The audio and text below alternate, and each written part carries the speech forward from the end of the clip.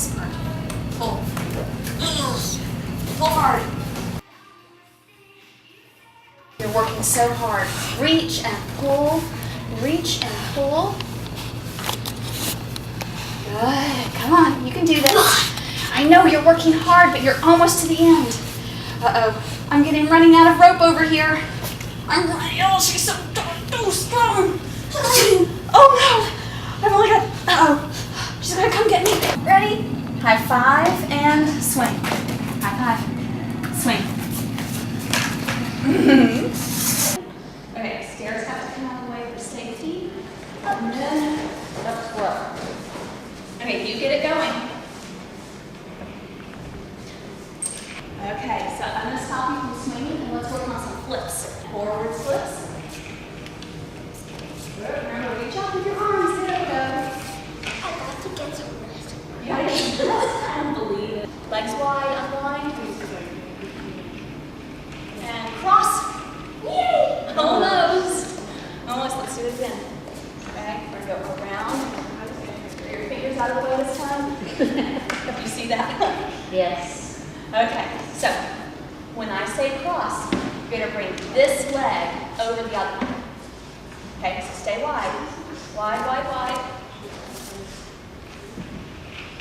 Cross. Yes! Yay. You got it. Canopy Studio is 11 years old. Our autism program has the goal of allowing equal access to movement and dance self-expression. And what we've found over the years is that it's giving the children and adults so much more than a simple recreational activity would. When our students come in, we're finding that they want to move. There's something about the long ropes and the long swing that seems to be very organizing to the brain function. It's, proprioception and vestibular stimulation. The first time I was like, oh man, I am not gonna do it, but it turned out that I liked it and I knew I was gonna be very well.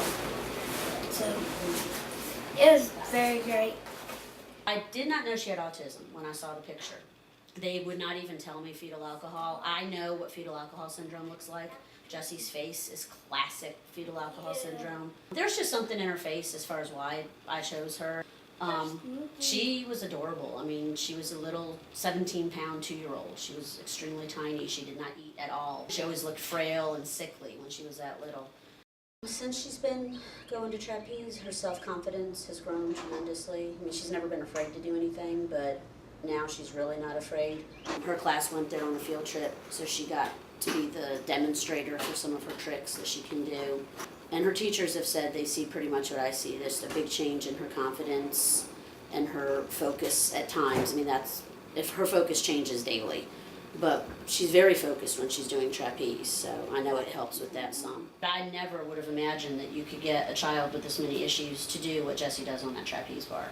Like I said, it's a good way of doing occupational therapy, but in a fun way. There are 2 places now that Jessica looks totally relaxed. One is in the water, and the only other place I've ever seen that same contented, relaxed look with her is on the trapeze bar.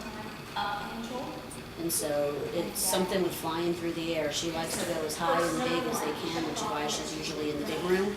Because in that little room in Studio B, they just can't give Jessie enough pushes for what Jessie needs. She likes big. She likes the big swings and the big spins. And I was surprised. I mean, the tricks she's doing are hard. She doesn't do the easy tricks. She's already mastered those. But she's still very, very relaxed when she's on the trapeze bar. And I attribute a lot of that to Anne, because Anne is so good with her. I started taking classes 13 years ago, and I got my degree in middle school special education and went off and taught in the public school system.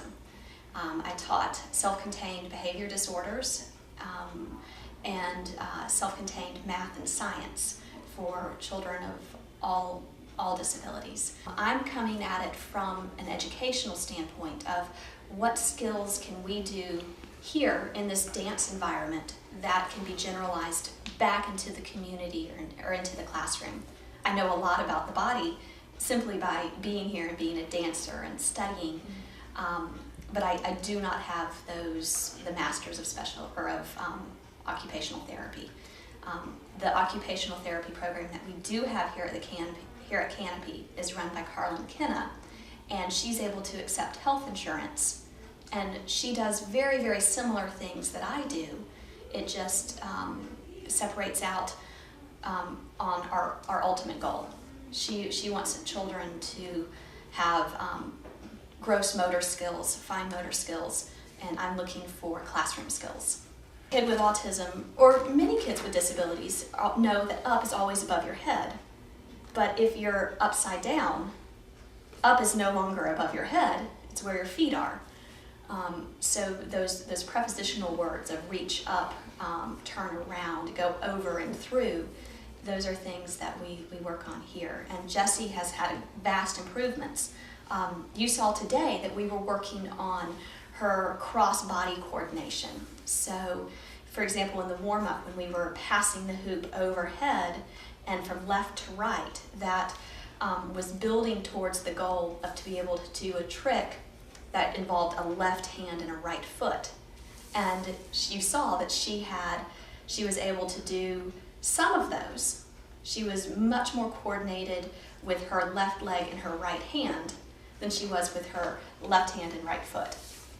And that's what we worked on over and over again. So you saw us come down to the floor and retrain moving the different sides of the bodies. So that's something that she has had vast improvement on. She's also improved, and this is what I'm most proud of, she can now remember a routine. Not only has she learned the tricks and the names of the tricks and how to execute them, she can have a list of 15 tricks and hold it in her mind while she's performing. And so she knows what's next. How does she get there? And that's a huge step in an educational standpoint.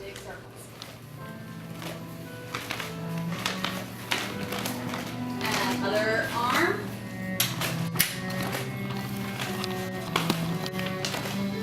Now other direction. I think because I'll be a movie actor, and I think I'll be the movie in Rio. Do you have anything else you want to say? Bye. Okay. Bye. Okay. So we did zigzags. Now we're going to do small zigzags. Let's untie it. Try, okay? Yeah, you're talking, right? Okay. So we did big. Do big again. Now we're going to do really small ones.